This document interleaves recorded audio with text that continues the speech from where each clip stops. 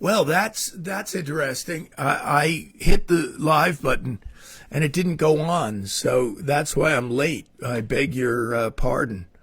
I've been talking to myself for the last 4 or 5 minutes, and I'm normally pretty punctual here, and not tonight because I hit the button and it didn't click in. Now I assume I'm on. You'll tell me because you'll get into the chat room. I'll ask you a question about your mother, all of you tonight. What's the topic? Well, let's say from the get-go, we'll say, what's one of the most important things your mom has ever taught you? And, be brief. It's the chat room, so you can't write a soliloquy there. I'll certainly tell you what my mom taught me. One of the most important things she ever taught me. I haven't talked about my mother a heck of a lot on Here and Gone, which is the name of this show, and I am. Let me scroll up for a minute and see if this signage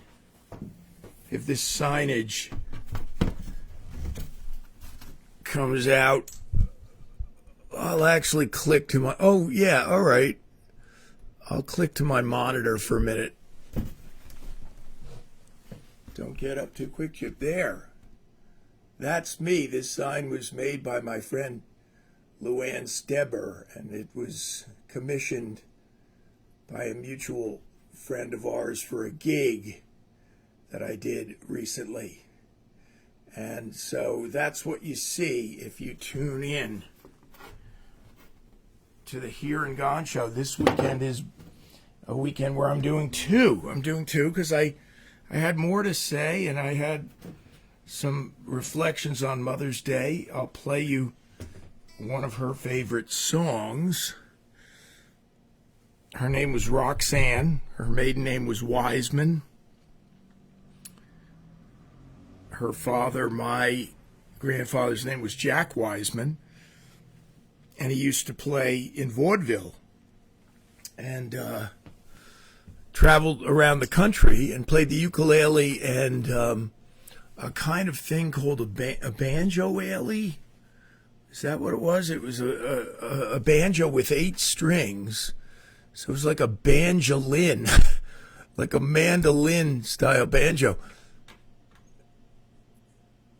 Hello out there. Anybody there yet? I don't see anybody. You guys have had a busy day, hopefully hauling your old lady around. I was telling Eli that, the biggest, I think the biggest restaurant day of the year is Mother's Day. And there are exceptions. I used to work at a Irish restaurant in Central Jersey, very famous, legendary restaurant, O'Connor's on Mountain Boulevard in Watchung. And, of course, the busiest day at O'Connor's was St. Patrick's Day. That was off the charts, but that was because it was an Irish restaurant.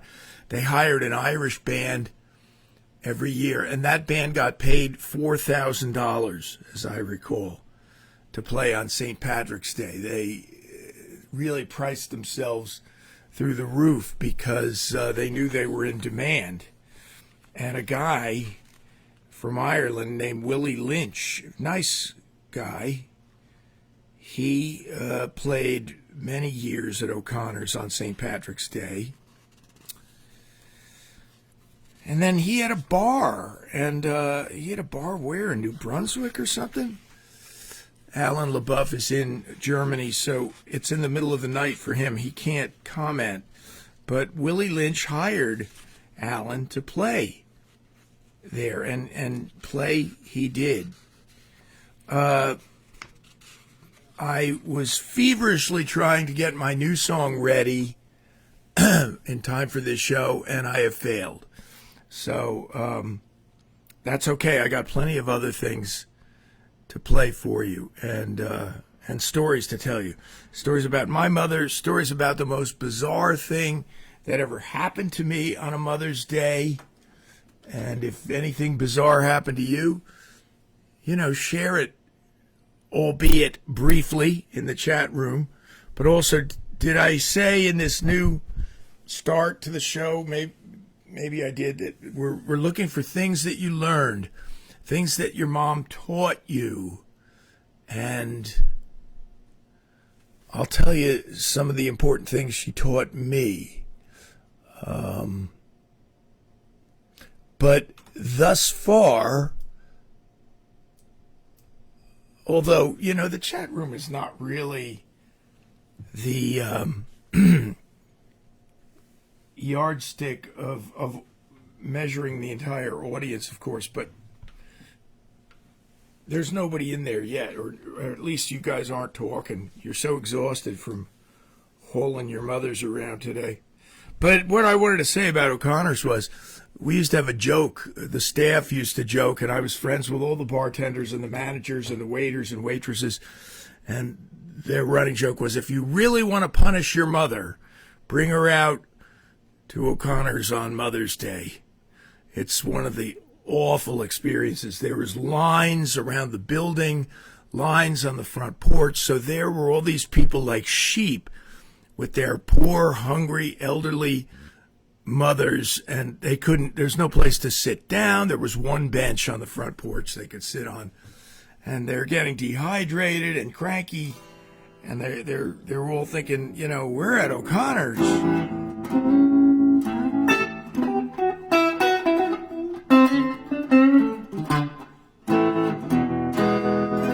So I was talking about one of my heroes, Pops Staples. I'm going to start off with a great song, great old gospel song. It wasn't exclusive to the Staples singers, but they have the best version. This is the sound he used. He always played a Telecaster.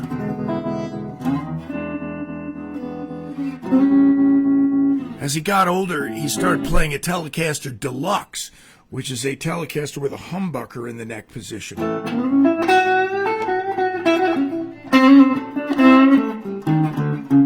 But he always played with vibrato pedal on, like I have right now. Tremolo pedal, I mean. Jamie's here, good. We'll have some news about Sons of Jersey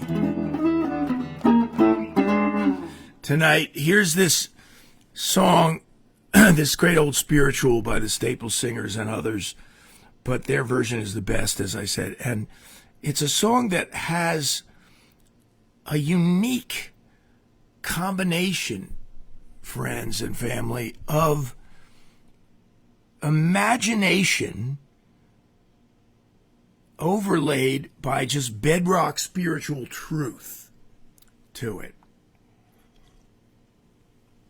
And I believe that the very first show I ever did here from the kitchen, and calling it Here and Gone, I don't know if I even called it Here and Gone on the first show. I didn't have a name.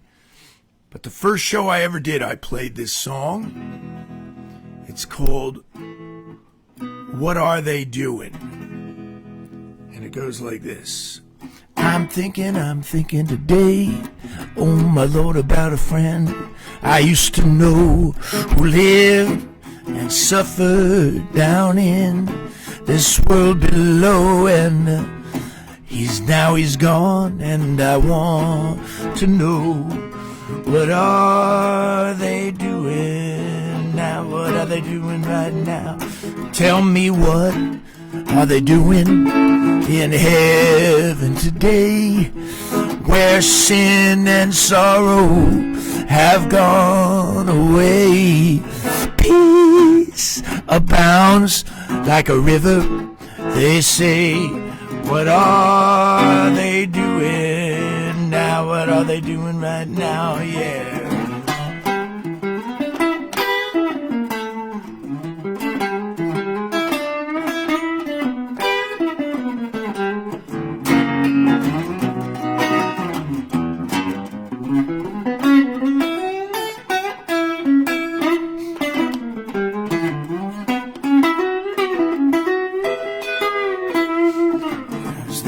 some whose bodies was filled with disease. No doctor or medicine could give them no ease. They suffered until death brought a final release. What are they doing now? What are they doing right now? Tell me, what are they doing in heaven today, where sin and sorrow have gone away? Peace abounds like a river, they say. What are they doing now? What are they doing right now? Yeah.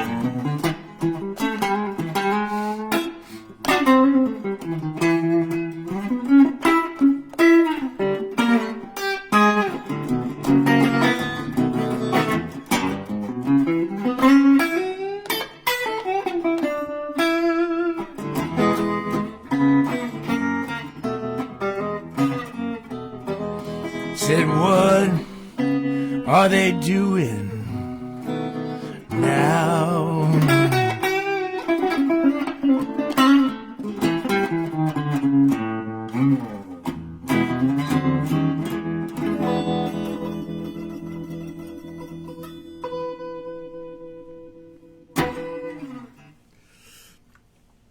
Great song by the Staple Singers, but not written by them. It's an old traditional song. Really, really hits on something, doesn't it? And so that song is reflective of many people's stories. And the older you get, you know, you lose people in your life. And so today, Mother's Day, for many, is a day of remembrance for their moms. I remember Jamie's mom, Jamie Flynn, the drummer, who's in the chat room, and one of my best and oldest friends. And boy, was his mother ever a special person and a special package deal. Great piano player, great sense of humor, hospitable, loved people. Gertrude Flynn. I think she went by Gert. My sister-in-law, my dear sister-in-law, Trudy Orthy, her name is Gertrude, and some of her siblings in the Bauerlein family, of which my wife is one out of 11 children. There's 7 sisters. By the way, I posted Annie's song 99 Months today about her mom. And her mom was certainly one of the most noteworthy mothers on the planet. And Annie figured out that she was pregnant for 99 months and wrote a classic song about her. And so I might try to do a little off-the-cuff thing here, a song I've never played. And I'm going to play it on my ukulele like my grandfather used to play, my grandfather Jack Wiseman. I want to close this window, friends. It's too cold.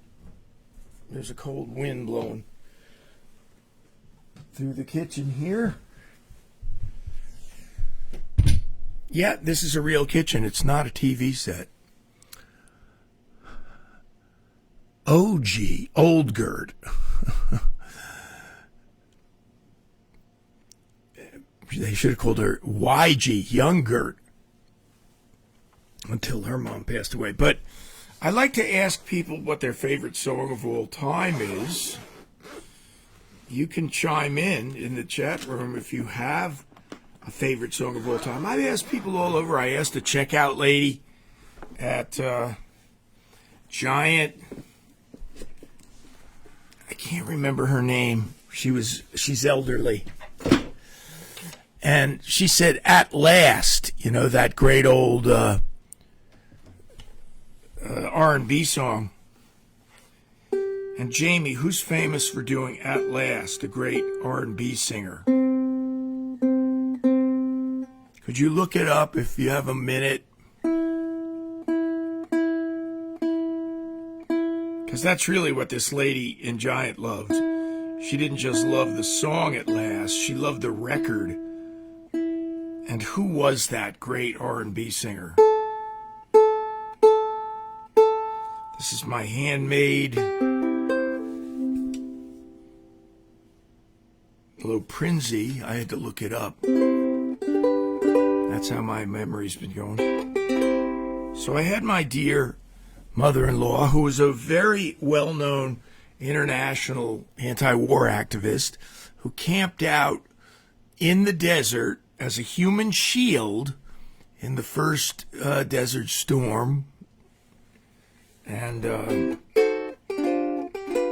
Annie grew up with members of the international anti-war movement staying at her house, including the famous Plowshares 8, who stayed at her house for 2 weeks while they were on trial for breaking into a nuclear plant in Philadelphia. And when Annie turned 16, they gave her a book and they all signed it. Etta James. Jamie's Johnny on the spot. Jamie on the spot. At last. Well, I asked my mother-in-law, Agnes Powerline, this international dynamo, who had started her anti-war activism by virtue of the fact that 2 of her siblings were killed in her native Netherlands, Holland, by friendly fire. Her brother and her beautiful sister were killed coming back from the library by an English bomb, as the Netherlands were right in the middle of it all. There was Nazis occupying the country. They were right on the border of Germany, I believe. Her family, the Bauerleins. No, it's not the Bauerleins. That's Charlie's name, the Shretland family. And so we had Mom and Dad be over for dinner one time. And remember, Annie's mom had 11 children. The running joke was her father wanted 12 and she wanted 1. So they compromised and had 11. I'm in the mood for love. Well, I just ruined the whole joke. I gave away the punchline. I said, what's your favorite song of all time, Mom B? And she said, I'm in the mood for love. This is a lady who had 11 children. I'm in the mood for love. I think I recorded it for her once. Simply because you're near me. Funny, but when you're near me, I'm in the mood for love. Heaven is in your eyes, bright as the stars we're under. Oh, is it any wonder I'm in the mood for love? Oh, I'm gonna be in trouble here. Why stop to think of whether this little dream might fade? Where do I go now? We put our hearts together. Now we are one. I'm not afraid if there's a cloud above. If it should rain, we'll let it. But for tonight, forget it. I'm in the mood for love. I'm getting misty here because I never got to sing this to Agnes while she was alive. I didn't know it at that time, and I didn't have my ukulele at the beck and call when they came over for dinner. That's her all-time favorite song, Agnes Bauerlein. Oh, so that leads me to tell you this funny thing about my mom.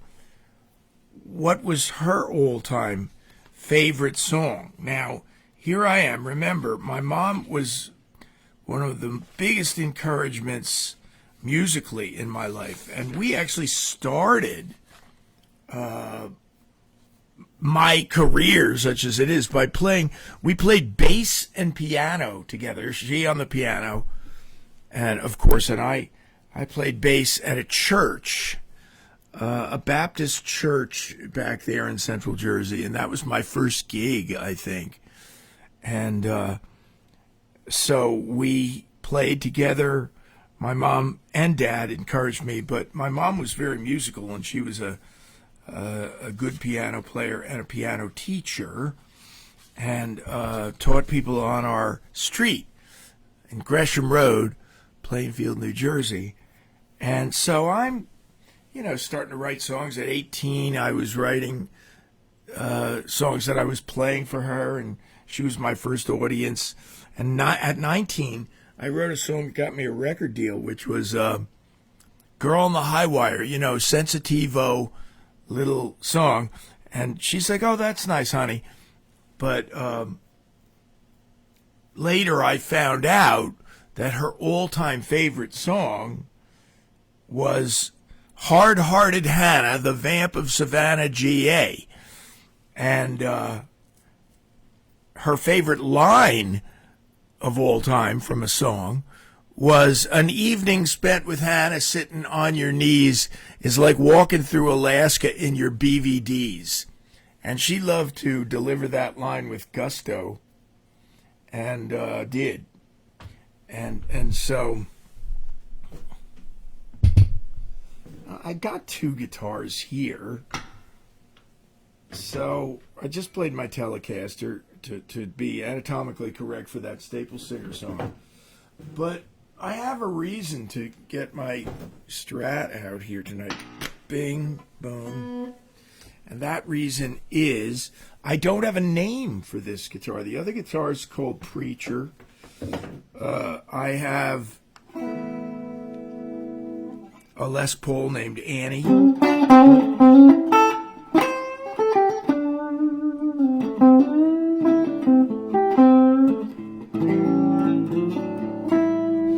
My mom loved the blues, and she, of course, her father was in vaudeville. So, funny thing is, we never really played the blues together. She really didn't know how to play improvisational piano. She learned 100% by reading, and she could sight read anything. Let me scroll down.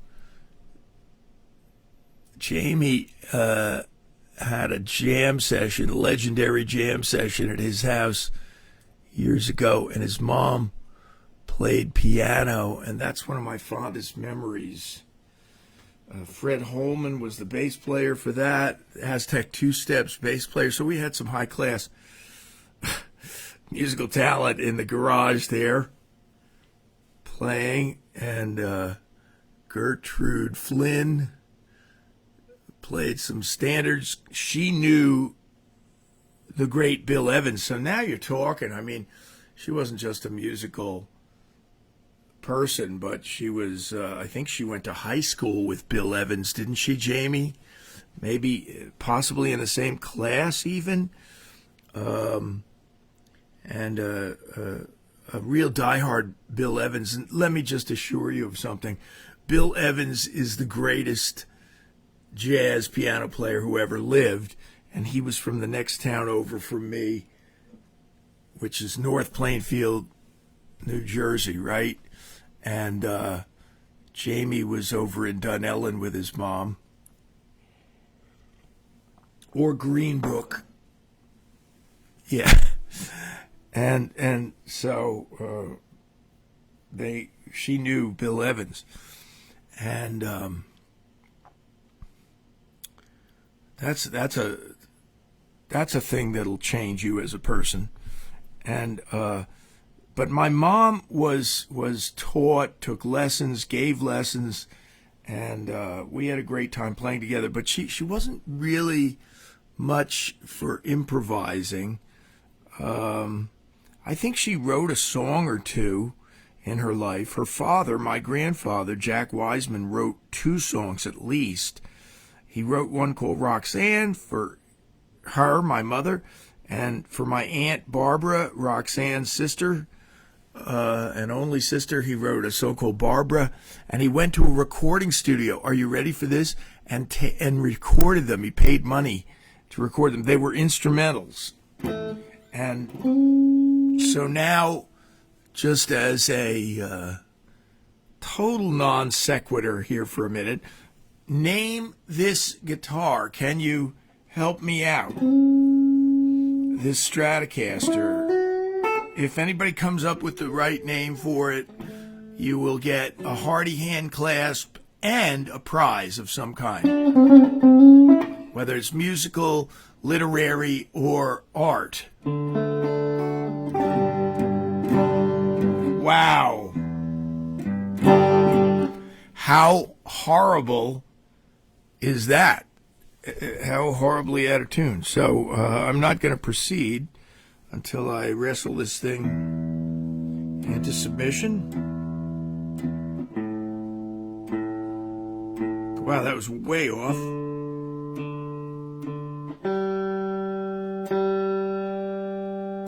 It's a Fender Stratocaster, of course.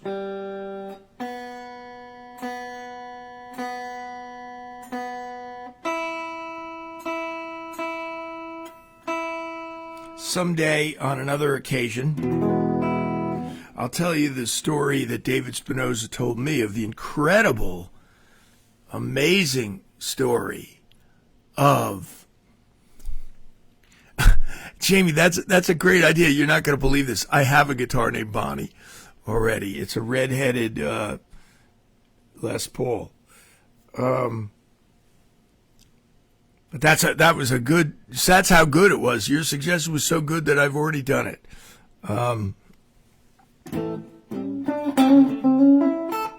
Where was I? David Spinoza's guitar, his Telecaster, was the wildest story. I don't want to get sidetracked right now because, the time is racing by. But I'll tell you that story maybe next Friday, and we'll talk about it. It's wild. It's the same guitar he played with Paul McCartney, the same guitar he played Right Place, Wrong Time, the Dr. John solo. Somebody found it in a pawn shop down south and sent it to him. Billy Joel's guitar player at the time. So I'm already skipping ahead and jumping to the punchline, but I'm not going to tell you the whole punchline. And I have a joke. A couple of jokes, some lighthearted stories. One is the most bizarre thing that's ever happened to me on Mother's Day. Jamie, you're going to like this. In the meantime, one of the most exciting phone calls I've ever received as a musician has been from James Taylor's mother, Trudy, another Trudy. Trudy Taylor called me up once, and I had a lovely and encouraging and illuminating, lengthy conversation with her. And, North Plainfield High School, right. And he was a classmate of Harry Leahy's, or maybe a little bit ahead of Harry Leahy.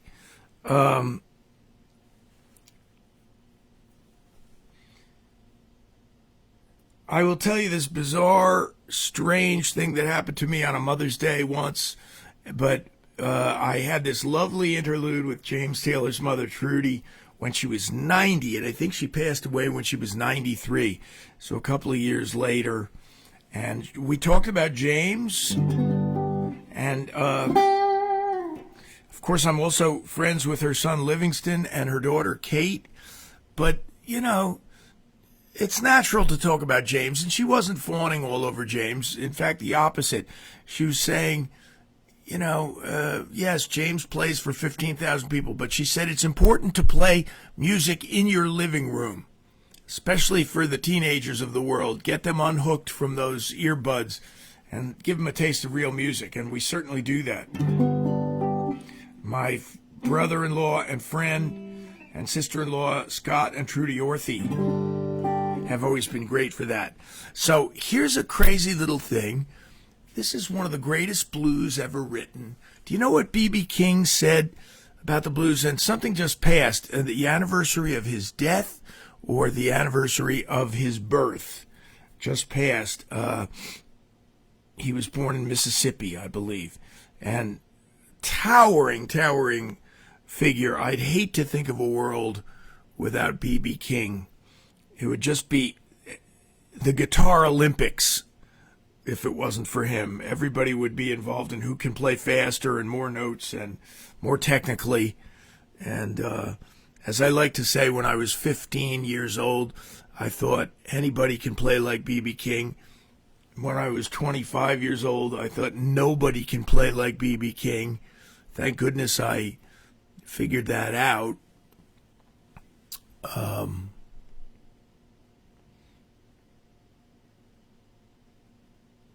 I don't know what that means. Harmony jazz. You studied that, but the fact is, B.B. King said the blues, and his implication is colorless. The blues is not about picking cotton and being plucked out of Africa and plopped down in a different country. The blues is about a good man feeling bad, he said. And a lot of times a good man or woman feels bad by virtue of loneliness. Look at all the lonely people, the Beatles said so profoundly. Loneliness is almost paradoxically the main equation of the 21st century and the 20th century. They just did a medical study and they said loneliness is responsible for like 40% of medical problems or something. I know it sounds overblown, but this is just one study. But so very few people know this next song I'm about to play. I think it's one of the greatest blues ever written, and it was off of James Taylor's first album, the album that he recorded for the Beatles when he was signed to their label Apple. He was the first act signed to Apple Records, as if we need to love the Beatles even more. And Paul McCartney was behind that signing. And so I am going to play. Should I get the little drum machine going? I don't know. No, I'm not going to. I'm just going to play this Au Naturel tonight. Because I'm in the mood. I'm in the mood to play it a little bit ad lib out of time like this.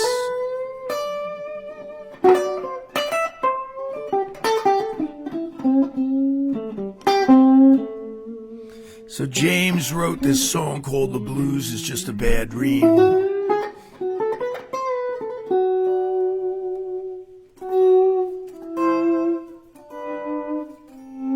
And it tells the story of the blues being about loneliness.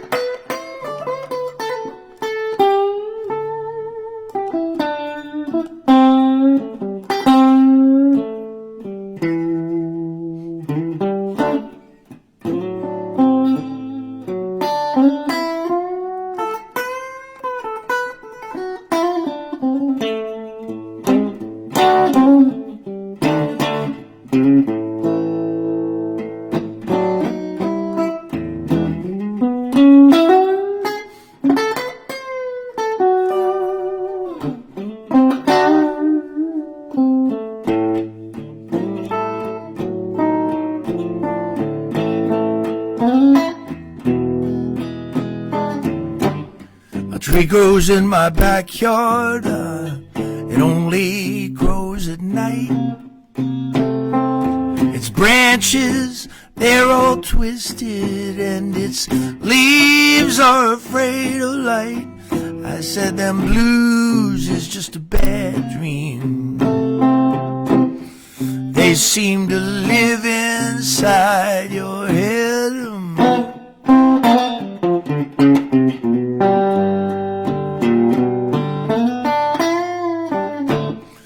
When it's lonely in the morning, baby, you're bound to wish you was lying dead, yeah.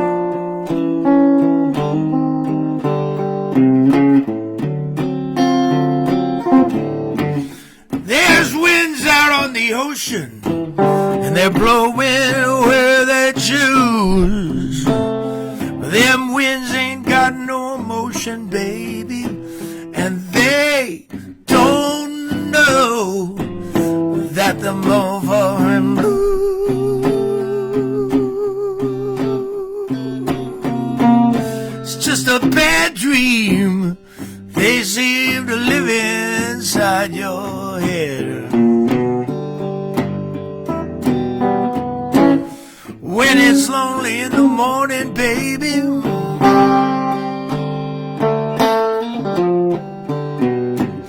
you're bound to wish you was lying dead, yeah. I've got the blues.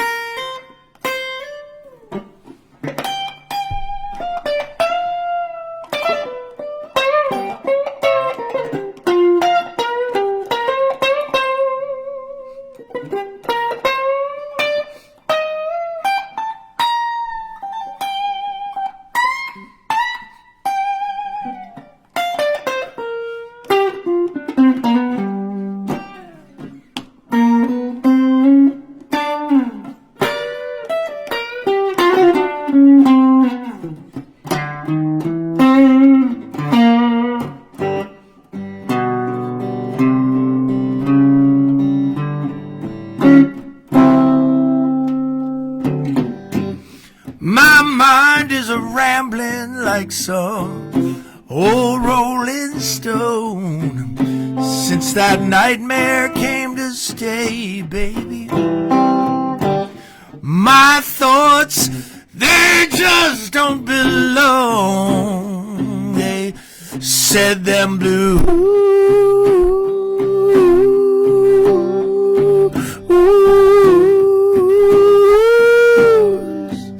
just a bad dream. They seem to live inside your head.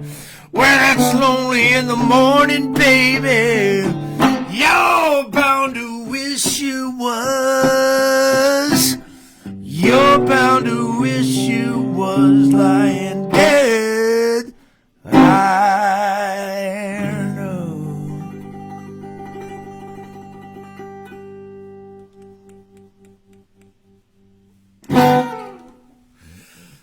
Okay, that's the kind of bluesy fare that you're going to hear, hopefully, from us in the next few months, from the Sons of Jersey. That's me, Alan LaBeouf, and Jamie Flynn. And we are about to embark on an adventure where we're going to play a gig in a bar. I haven't done that for centuries. but that's where people want to go to hear the blues. We're not going to play just blues. We're going to play Beatles songs too, Alan. We're going to do best of the 60s. We're going to do James Taylor. We're going to do Motown. But certainly we are going to do our single, Don't You Let Nobody Turn You Round. And watch this space, as the people say. Watch this space, because you will hear the announcement here first. Okay, that guitar, that Strat, doesn't have a name. Let me know if you think of anything. Now I'm going to tell you this story about the most bizarre thing that ever happened to me on Mother's Day. And I told this to my mom before she passed, and she got a laugh out of it.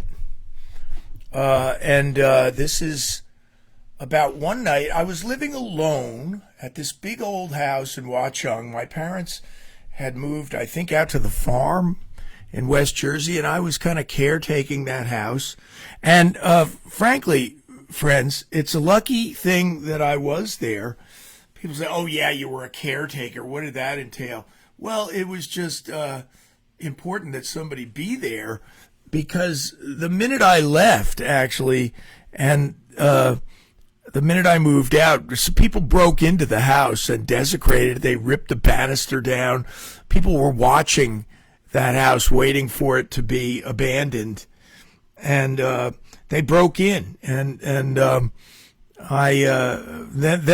bulldozed the house after that. So it was vandalized first, but I lived there, and I had a loaded rifle in the house. Yes, that may surprise you, friends. Mellow, peaceful musician that I am. But I would have defended our property. And like I said, we were on a hill. We were a house on a hill. The Bible says a city on a hill can't be hidden. I've written at least 2 songs called City on a Hill. I don't even know where they are now. I've written 75 songs since COVID started, maybe 100. And so now I'm in this dilemma, kind of in this situation where I've got to start recording them and getting them down. And yes, I have not forgotten. A lot of you have supported me and helped, and I dearly appreciate it, and I'm not going to let you down. I'm going to record this series of records. Jamie and I have been working on the song Gene, and I have high hopes for that song. Not in the sense of it being a hit or anything like that. I just have high hopes that it's going to turn out to be a classic record that I can play you and be proud of, and that you guys will enjoy. That's not a bad thought, Jamie. That's kind of like, a fundamental thing. It's a little too Beatley, I think. It would be associated with them, maybe. I don't know. But not a bad start. If anybody else has any ideas or name for that white Stratocaster, and nothing that refers to the color whitey or anything like that would really thrill me that much. So I'll tell this story, and then I'll play you maybe my mother's favorite song of mine, or one of her favorites. She had various favorites. Funny thing is, she loved Robert Johnson. My mom was big into kind of poetic wordplay. She used to do the New York Times crossword puzzle, so she had her right brain going throughout a lot of her life, and the first time she ever heard my song Robert Johnson, I was 23 when I wrote that song, and she was like, "Oh my gosh, okay, so you really have some lyrical content going here." But the song I'm going to play you after this story is a song that made her cry, And, as people get more elderly and they have more memories, etc., they're prone to crying more. So I'm not going to put too much stock in that. But she did cry and came up to me at this concert I played and told me how much this next song I'm about to play meant to her. But first, the story. So I know I've been tap dancing around it here. I was living alone in this house on the hill in Watchung, New Jersey, behind Best Lake for months and months at a time. And so, one Sunday night, I used to listen to the radio every once in a while on Sunday nights. I don't know why. I didn't have any gigs, whatever. In a lot of musicians' lives, Monday is their day off, not Saturday or Sunday. So I probably had the day off Monday, and I was about to just listen. There was a great Irish Celtic show on out of Central Jersey, or possibly New York City, but I think it was a college station, maybe the Fairleigh Dickinson station, had this great Irish show that I used to listen to. And I even called them a couple of times. I've always been big about calling radio stations. I called Jonathan Schwartz on WNEW-FM numerous times. I still do it, probably. I call people on DVR frequently. But this one night, I was, I think, trying to get in touch with that Irish station. There was no Google, no internet, no cell phones. That's how ancient this story is. And I had to look it up in the phone book.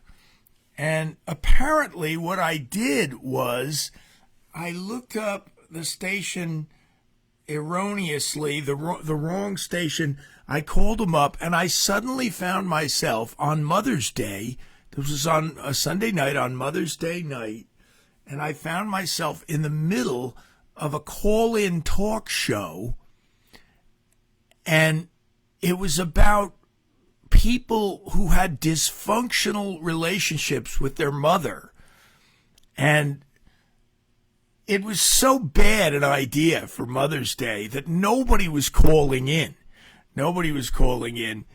Even at best, if you had a dysfunctional relationship with your mother, you don't want to call in a show on Mother's Day night and spill the beans about it. But this dopey guy, one of these late night DJs, he's like, yeah, so if you have any stories about, difficulties that you had with your mother growing up.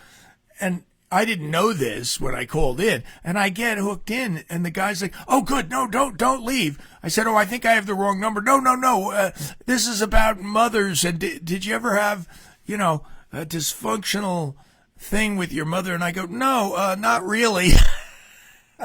I was the guy's worst nightmare. I said, actually, I've had a great relationship with my mother through the years. We love the same music, and we have played music together, and we've had our little rocky patches, whatever, but like everybody does. But no, I don't have anything bad to say about my mother. I'm sorry. And he's like, oh, okay. And I hang up. It wasn't even like, and we'll take the next caller, because there wasn't any other caller. I was it. So I hang up, and then I say, I got to hear this guy. So I find the station. Remember, I had gotten the wrong station and the wrong phone number, and I tuned it in quickly. And the guy was saying, after I left, he was going, in response to what I just said, he was saying, please don't call in if you have just a good relationship with your mother. We're really interested if you have some kind of, dysfunction that you want to talk about tonight. And I'm like, oh boy, sorry, Buster, I upset your dopey apple cart there. Well, one night, I'm one of those people, as you can tell. I like to talk. I like to analyze. And so for me, unlike some people, for me, things blossom under analysis. And, oh, by the way, let me throw a quick commercial your way. We have the tip jar, and also, let me show you a couple of paintings tonight. This is what my new pursuit in life is. I'm going to do paintings like this of the cross. Can you see it? I'm going to go to the monitor for a minute. Let me get my monitor on here. Yeah, okay, there's a little reflection on it, and it's a little dark in this light, but that's one of them. That painting is cheap. It's $40 and $10 shipping charge. This one is red on black. I am partial to this, but again, these paintings are art for the populace. They're not like some high-priced fine art that nobody can afford. This is $40 for this, if you're interested. And I have an Etsy store. I'm on Etsy. This one's $50. It's a little bit more. It's a little more unique. This is like kind of like in the night sky. There's flecks of gold in it that you can't see very well right there. Oh, this is one of my favorites, actually. This picture I'm selling for like $125. If anybody, this has a lot going on. There's a lot of texture in it. There's a lot of layers in it, and so this is more like a kind of piece of art to me rather than just craft. And so for tonight, for any of my Here and Gone viewers, I'd sell you this for like half price. So what's half of 125? I forget. And if you live close enough, I'll drive it to your house. Here's another painting this is probably one of the best paintings I've ever done. This is an abstract, and this is $125. This is, I'm afraid, so unique that I don't even know how I did it, and so I don't know if I can ever duplicate it again, because I don't remember how I did it. But I like how it turned out. And that one I'm going to keep for $125. And then this is another one. This is the same wooden cross on a red background. That's $40 for that. They're all on my Etsy store. And what's my Etsy store called? I don't remember. Chips Creative, I think it's called. And let me go back. I was on monitor there. I'm going to click out of that. And so under analysis, I haven't lost my train of thought. I got maybe one song left here tonight. It's gone racing by. Did I even do an acoustic guitar song? I don't think I did. So maybe I'll do two more songs. What the heck? But this one made my mom cry, and I was talking to the great folk writer and artist Christine Lavin one night. We talked for an hour and 15 minutes. And when I hung up, we were so excited, I was anyway, that she wrote an article and posted it on the internet about songwriting. And I then sat down and wrote this song in one sitting. And my mom's father, Jack Wiseman, used to play the ukulele, so I think she said when she came up to me crying that time she first heard this, she said, your grandfather would have loved that song. And it's called Love at First Sight. I know you've heard other songs called that, but see what you think of this one.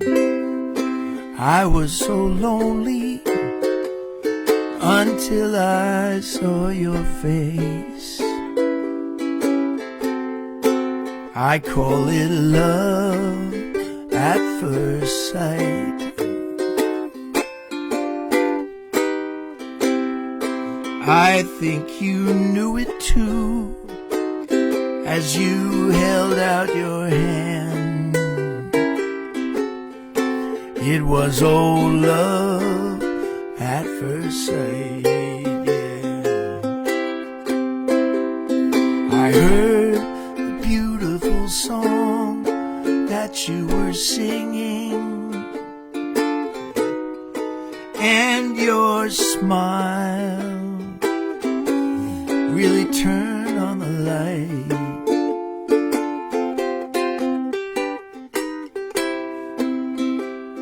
Now you are holding someone new in your arms. It looks like love at first sight.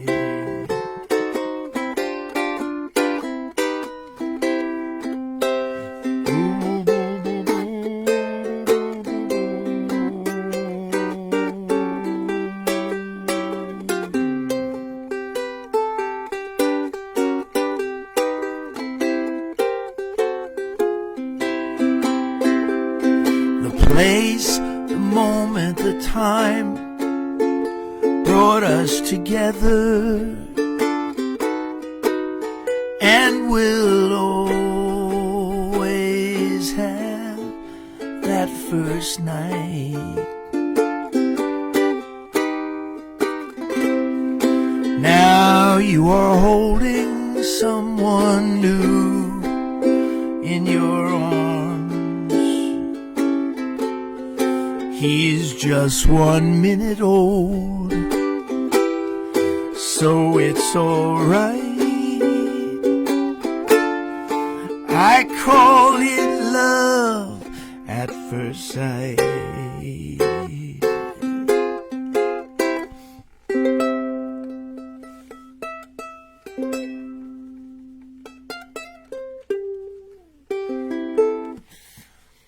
Okay, I'll do another song. Encore, encore. I'm calling for my own encore. That's a very sad state of affairs. On Friday, I vow to you I will play you my new bluesy song that's called It Would Take 1,000 Years. Is the name of my new song. I have a whole category of song in my life. Oh, I know what I should play. I gotta play this. A song that Livingston Taylor, my bro, has encouraged me on greatly when I first played it for him. By the way, that last song is on an album. It's a live album that I did from my living room couch, and it's on Apple iTunes, it's on Apple Music, it's on Spotify. I don't think it's on YouTube yet. But Love at First Sight is the name of it. If you'd like to help the cause, it's been a little bit of a drought in this regard recently, but I do have the virtual tip jar up there if you scroll up. Thanks in advance for your help and support. I really appreciate it. Keep your eyes on this space on Friday. We'll talk about Sons of Jersey, a little trio I have with two of my dearest and oldest friends, and we're going to be coming to your town. No, not really. We're not going on tour. We're going to play in the Clinton, New Jersey area sometime in the next couple of months. So back to my Jersey bar roots, and happily so with those guys. But here's the song. I did play this for Liv Taylor. Let me see. How does this go? But this is our closing thought here tonight on Mother's Day night. And like I said, for a lot of us, Mother's Day is a day of remembrance and memorializing our moms. This is called I'll Remember You, and this is on 2 albums. There's a live version and there's a version on my record. I Can't Stop Myself. I don't remember what album it's on. Anyway, have a great night.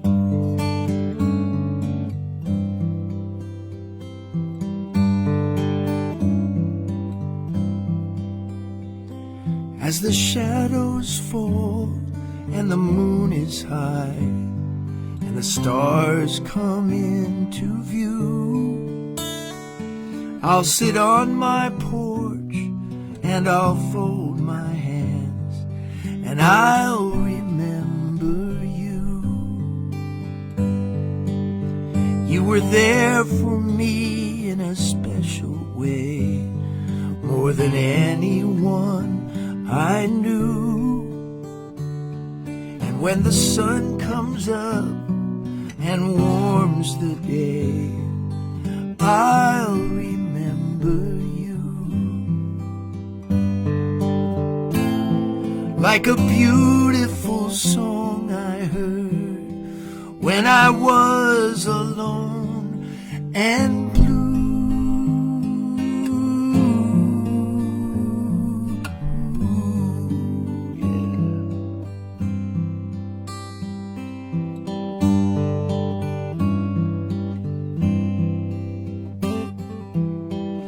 When the day is done and my sight grows dim and the colors fade from view,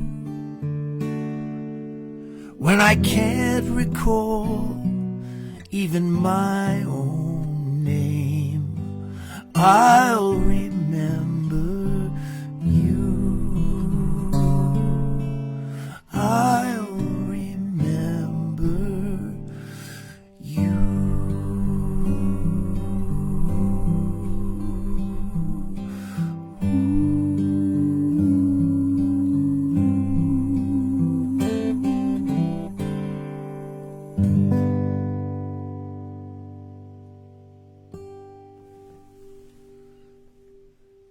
Thank you. God bless you. Happy Mother's Day to you.